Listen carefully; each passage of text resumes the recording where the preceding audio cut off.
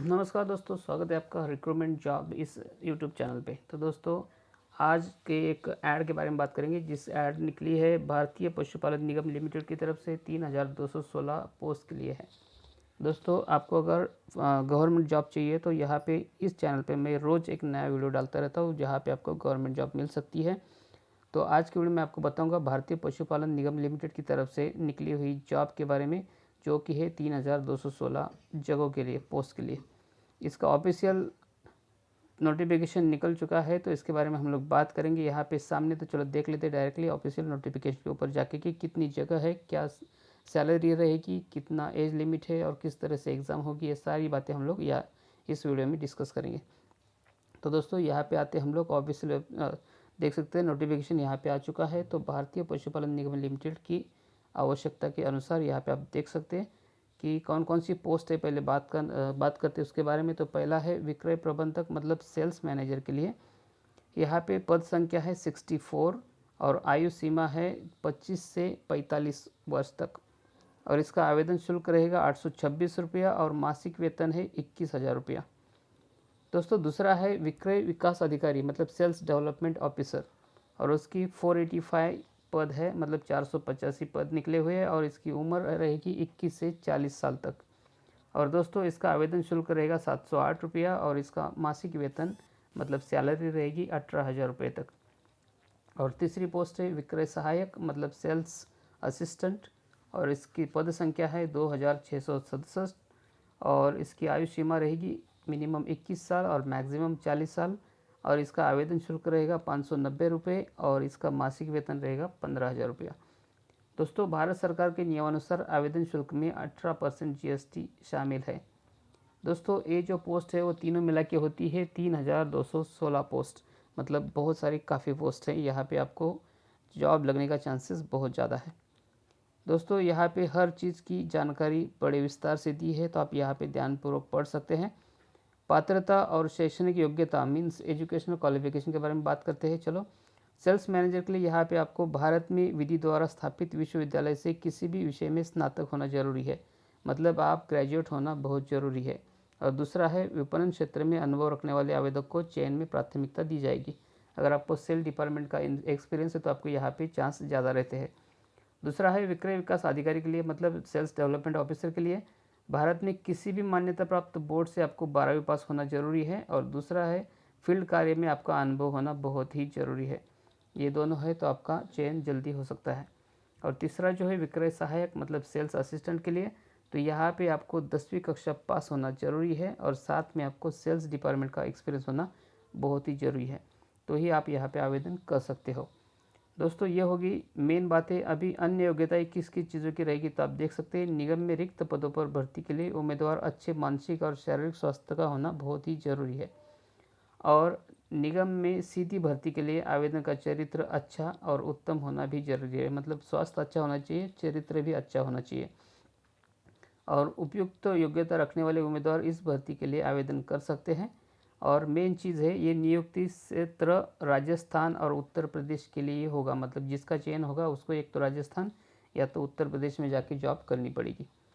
दोस्तों, श्रेणी के अनुसार कुछ कार्य दायित्व है, मतलब आपकी जॉब रिस्पॉन्सिबिलिटी क्या रहेगी इसके बारे में बात करते हैं। तो पहला जो है सेल्स मैनेजर के लिए जॉब प्रोफाइल क्या रहेगी, तो जिला स्तर पर पशुपालन व्यवसाय को बढ़ावा देने हेतु निगम के उत्पाद के लक्ष्य के अनुसार बिक्री एवं प्रचार प्रसार करना होगा। दूसरा, जिला स्तर पर निगम के उत्पाद की आपूर्ति के लिए डीलर नियुक्त करने होंगे। ये है मेन चीज़ें। और तीसरा है, उसको कुछ टारगेट दिया जाएगा, लक्ष्य दिया जाएगा। विक्रय विकास अधिकारी की सहायता से न्यूनतम 3000 स्पेशल गोल्ड धारा कैल्शियम कैन, मतलब एक कैन 5 लीटर का होता है, तो आपको 3000 स्पेशल गोल्ड दूध की धारा कैन प्रति महीना बिक्री करना है और ये अनिवार्य रहेगा, मतलब ये आपको करना ही करना है। दूसरा है निगम द्वारा प्रशिक्षण कार्यक्रम पशु स्वास्थ्य कार्यकर्ता। ये जो कार्यक्रम है इसको एक ग्राम पंचायत एक रोजगार का विशेष रूप से आपको प्रचार करना होगा। और लास्ट का है विक्रय प्रबंधक के अधीन रहकर न्यूनतम 5 विक्रय विकास अधिकारी होना बहुत ही जरूरी होंगे, मतलब आपको 5 डेवलपमेंट ऑफिसर को भी रखना होगा। दूसरा जो आपका पोस्ट था विक्रय विकास अधिकारी, मतलब सेल्स डेवलपमेंट ऑफिसर, इसके लिए भी कुछ जॉब प्रोफाइल है जो कि अच्छी तरह से समझना जरूरी है। तहसील स्तर पर पशुपालन को बढ़ावा देने हेतु निगमन के उत्पाद की लक्ष्य के अनुसार बिक्री एवं प्रचार और प्रसार करना होगा। दूसरा है तहसील स्तर पर निगम के उत्पाद की आपूर्ति के लिए डीलर नियुक्त करना होगा और निगम की सभी योजनाओं को आजमन में प्रचारित करके उनको कार्यक्रम में जोड़ना होगा।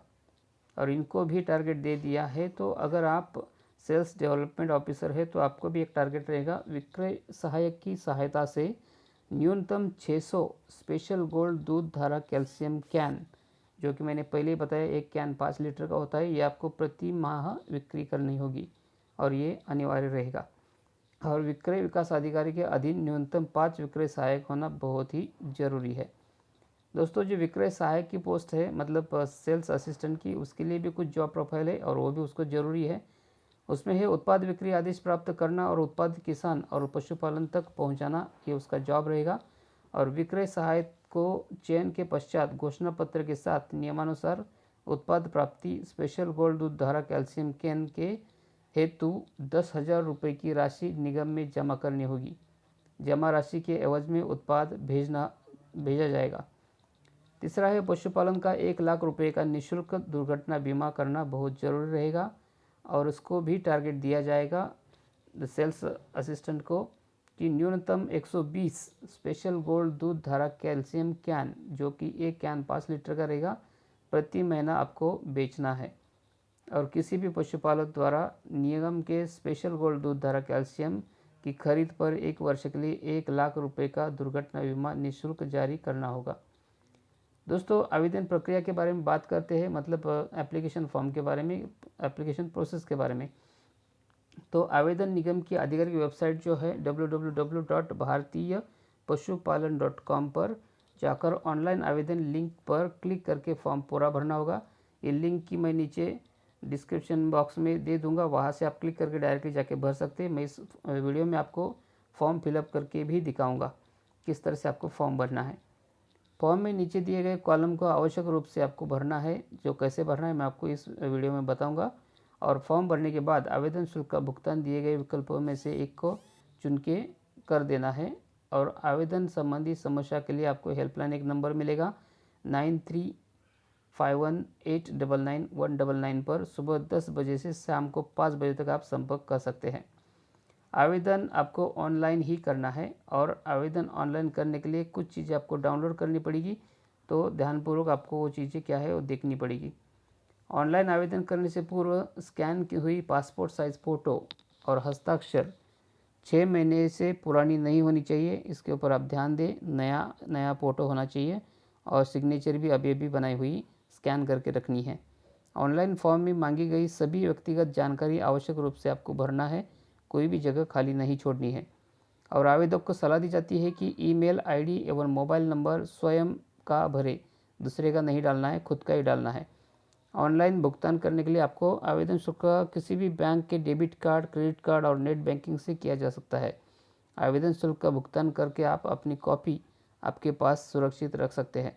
आवेदन को सलाह दी जाती है कि वह आवेदन पत्र एवं आवेदन शुल्क की रसीद का प्रिंट लेकर भविष्य के लिए सुरक्षित रख सकते हैं। दोस्तों, चयन प्रक्रिया किस तरह हो जाएगी इसके बारे में भी यहाँ पे दिया गया है। आवेदन पत्र पाने के पश्चात फॉर्म में भरी गई जानकारी के आधार पर ऑनलाइन बौद्धिक लिखित परीक्षा मतलब रिटन टेस्ट रहेगी, आपकी एप्टीट्यूड टेस्ट रहेगी और इसकी सूचना आपके रजिस्टर ईमेल आईडी पर भेजी जाएगी। तो आपको आपका जो ईमेल आईडी आप यहाँ पे फिल करने वाले हो उसके ऊपर आपको बार बार चेक करना होगा। ऑनलाइन बौद्धिक लिखित परीक्षा का सिलेबस और परीक्षा की प्रणाली विज्ञापन की अंतिम तिथि से 1 माह के बाद आवेदन की रजिस्टर ईमेल पर भेजी जाएगी। तो आपको मेल चेक करना बहुत ही ज़रूरी है। ऑनलाइन परीक्षा में सफल रहे आवेदकों को साक्षात्कार के लिए बुलावा ईमेल के माध्यम से ही भेजा जाएगा, मतलब इंटरव्यू के लिए। तो आपको मेल ही किया जाएगा, तो आपको मेल चेक करना बहुत ही जरूरी रहेगा।